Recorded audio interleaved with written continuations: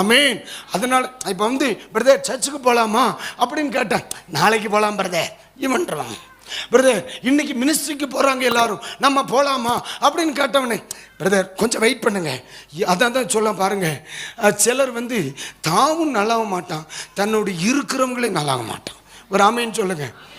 ஒரு பிரதர் சொல்லுவார், இன்னைக்கு ஊழியத்தில் பாஸ்டர் சொன்னாங்க பார்த்தீங்களா, ஒரு சபையை கட்டி கொடுக்கணும்னு, அதனால நான் ஏதாச்சும் கொடுக்கணும்னு நினைக்கிறேன். கர்த்தருக்கு ஸ்தோத்திரம். அல்லேலூயா. உடனே இவன் சொல்லுவான், என்ன பிரதர் எப்போ நீங்கள் கொடுத்துக்கிட்டு, இவன் கொடுக்கவும் மாட்டான். கொடுக்குறவனே ஐயா கோழி பார்த்துருக்கீங்களா?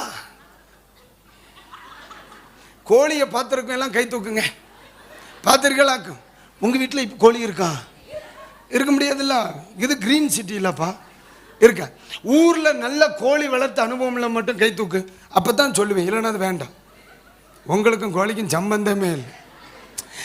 சரி சொல்கிறேன், புரிஞ்சுக்கிடுங்க.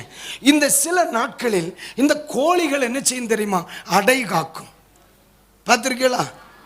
அம்மா ஆமாவா இல்லையா? அடை காக்கிற கோழியை நீங்கள் எங்கே பார்க்கலாம்? கூட்டுக்குள்ள, வெளியவே வராது. எங்கே படுத்திருக்கும்?